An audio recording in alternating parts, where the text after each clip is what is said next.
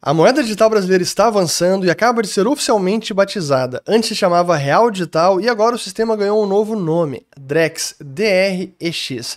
Nesse vídeo eu quero explicar então o que significa uma moeda digital de Banco Central, por que ela importa, o que vai mudar na sua vida, quando de fato esse sistema começa a funcionar e quais são os riscos desse tipo de tecnologia.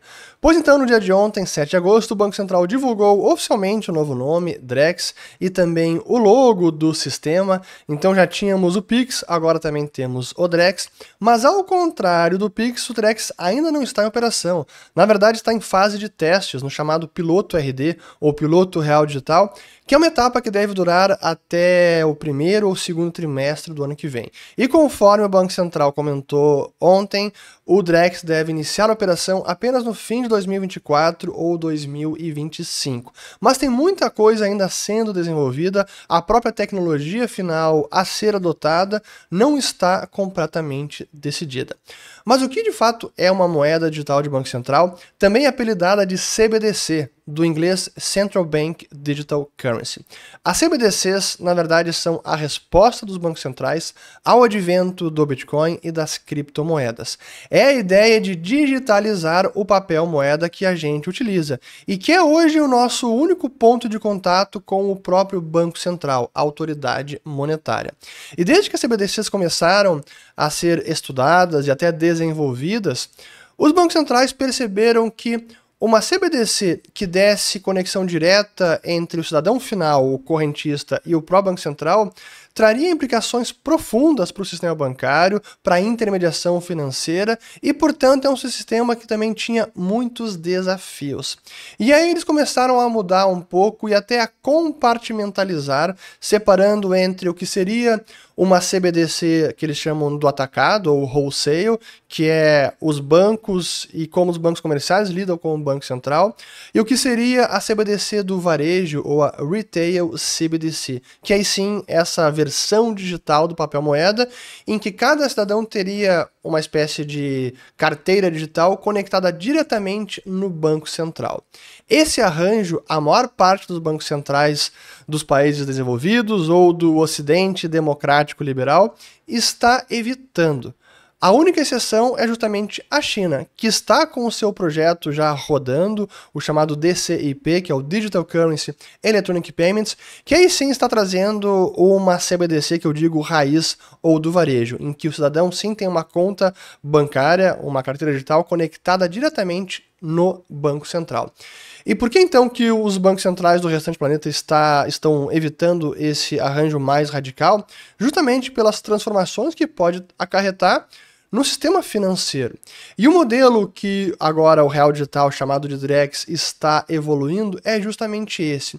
Então não teremos uma CBDC de varejo, teremos apenas uma CBDC do atacado. Isso é, as reservas bancárias, que são as contas que os bancos comerciais têm junto ao Banco Central, essas contas serão tokenizadas, registradas no novo sistema, agora chamado de Drex, e nesse sistema que teremos então a CBDC do atacado. Mas os correntistas, o usuário final, o cidadão comum, o CPF, continuará tendo a sua relação normal com os bancos.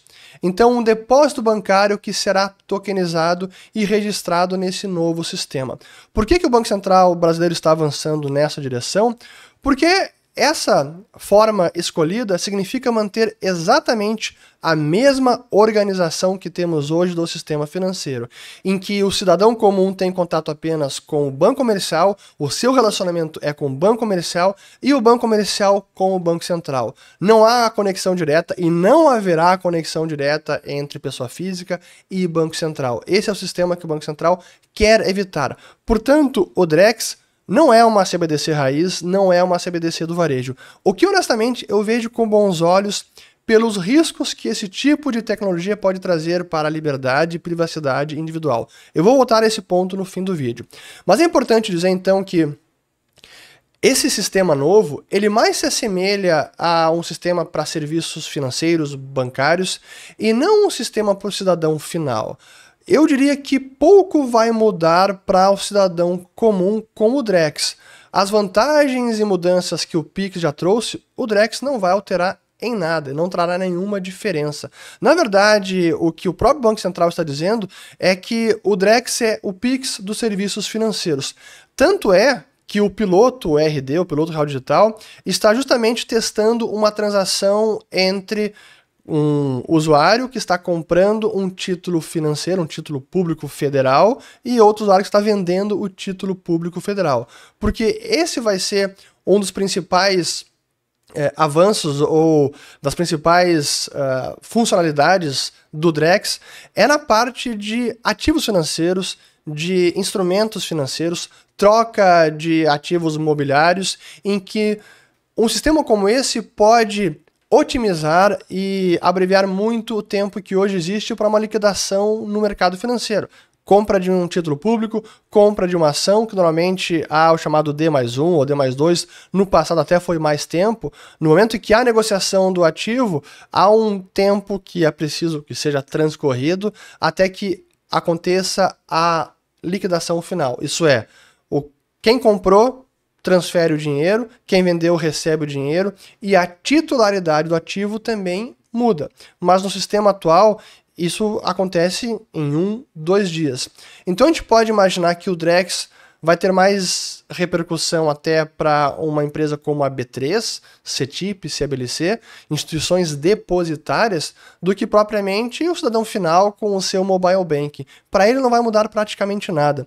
Então, a verdade é que o Drex, quando começar a funcionar de fato, não deve trazer nenhuma grande revolução para o cidadão comum, para os comerciantes, porque ele vai manter o mesmo relacionamento com o seu banco, ele vai continuar utilizando o Pix, e a CBDC do varejo realmente não vai acontecer, ela não vai surgir, pelo menos nesse desenho que foi até hoje anunciado pelo Banco Central. Pois bem, qual é o risco dessa tecnologia? Porque eu sempre fui um crítico contumaz de CBDCs, desde o início que elas foram aventadas. Tenho vários vídeos aqui no canal, até vou colocar uma playlist sugerida com quase 10 vídeos sobre o assunto, para quem quiser se aprofundar no tema. O meu grande receio é que uma tecnologia como essa poderia conferir ao Estado poderes enormes de monitoramento, de controle, de experimentos econômicos e sociais, realmente ser uma ferramenta de intrusão e de opressão financeira que poderia atentar contra a liberdade e privacidade individual. Isso é o que pode estar acontecendo na China. E esse tipo de tecnologia que está sendo desenvolvida acaba dando margem para que algo como isso aconteça em algum momento. O Banco Central tem tratado esses assuntos, até na live que eles fizeram, eles responderam a questão sobre privacidade e que esse é um cuidado constante e que algo que mitiga no caso do Drex é que os usuários continuarão tendo contato diretamente com os bancos e não com o Banco Central, portanto, poder de monitoramento estaria mitigado por conta do formato, do desenho tecnológico do Drex. Mas eu queria aqui trazer uma resposta do Aristides Cavalcante nessa live que o Banco Central fez ontem com o Gustavo Igreja, o Fábio Araújo, que é o grande responsável pelo Drex, e o Aristides Cavalcante, porque foi perguntado justamente sobre a possibilidade de mais controle pelo Estado que o Drex poderia dar. Então deixa eu colocar aqui essa resposta dele e depois eu continuo. Vamos lá. Gustavo, se permite só acrescentar um ponto aí, que muita gente fica tentando descobrir qual o código do smart contract que está lá, para poder saber o que é que faz e o que não faz. E para essas pessoas do meu conselho, olha a Constituição, olha o arcabouço jurídico. É lá que está dito o que poderá ser feito e o que não poderá ser feito. Assim como a Constituição prevê que em situações, por exemplo, por ordem judicial, claro, ativos possam ser bloqueados, porque está na nossa Constituição, essa mesma Constituição que veda, por exemplo, que o Estado, que o governo possa confiscar, por exemplo, o confisco de poupança, como já aconteceu no passado. Então, é isso que tem que ser olhado, é isso que tem que ser batido pela nossa sociedade, o que está escrito no nosso arcabouço jurídico. E o Real Digital, ele nada mais fará do que reproduzir o que está nesse arcabouço jurídico. Pois bem, eu entendo a argumentação do Aristides, mas eu discordo porque, infelizmente, constituições, leis acabam sendo interpretadas e muitas vezes violadas pelos próprios estados em diferentes tempos e lugares. Então, o mais importante, na minha avaliação, é que o cidadão, sim, possa verificar. É a máxima da criptografia. Não confie, verifique. Don't trust, verify. E apenas a capacidade do cidadão de auditar os códigos, utilizando especialistas que saibam ler esse tipo de sistema de programação, conseguiria se assegurar que o sistema vai fazer exatamente o que a Constituição permite e que os idealizadores do sistema estão dizendo que o sistema vai fazer. É a única forma de realmente nos certificarmos. Então, sim, é importante que a gente possa auditar os códigos. Por que eu digo que é o risco desse tipo de tecnologia? É algo que o Peter Thiel, que é um dos fundadores do PayPal, denominou como um dispositivo totalitário. Não estou dizendo que o Drex é isso, mas que CBDCs, especialmente a CBDC de varejo, pode justamente ser ou se tornar em algum momento um dispositivo totalitário, em que experimentos econômicos, teorias econômicas das mais heterodoxas, radicais, possam ser testadas em algum momento. É juro negativo ou juro profundamente negativo, deeply negative interest rates, é dinheiro com validade, se o cidadão não gastar até certo dia, o dinheiro desaparece da conta, ou então é o dinheiro que acaba sendo bloqueado porque o cidadão não se comportou bem, bem na linha do que acontece na China com o score de crédito social. Bom, o sujeito então passou o sinal vermelho, cruzou a faixa, não usou a faixa de segurança, enfim, qualquer que seja o comportamento que pode ser utilizado para punição, o sistema estará aí para isso. Então, o que eu defendo é que um poder como esse, uma tecnologia como essa, não deveria estar à disposição de nenhum governante em nenhuma circunstância, em nenhum tempo e lugar. Porque um poder como esse, em algum momento, pode ser utilizado contra o próprio cidadão. Então, o que eu gostaria de ver no Drex é uma possibilidade de auditoria dos códigos. Deixemos que os cidadãos verifiquem. Vamos saber exatamente o que a carteira pode fazer, para onde vai o fundo, o que o Banco Central pode fazer. Pode confiscar, pode bloquear, pode impor alguma taxa, pode fazer o dinheiro perder validade. Enfim, a possibilidade de auditoria seria fundamental. Então, aqui temos o Drex, um avanço no nosso sistema financeiro, da forma como hoje está desenhado. Então, resumindo, deve ter poucos impactos na vida do cidadão comum, do comerciante, é mais, como eles mesmos estão dizendo, o PIX dos serviços financeiros, que vai impactar intermediação e compra e venda de ativos, e não necessariamente a compra e venda no comércio local, no ponto de venda. E por fim, até eu pergunto para vocês, o que vocês acharam aí do novo nome?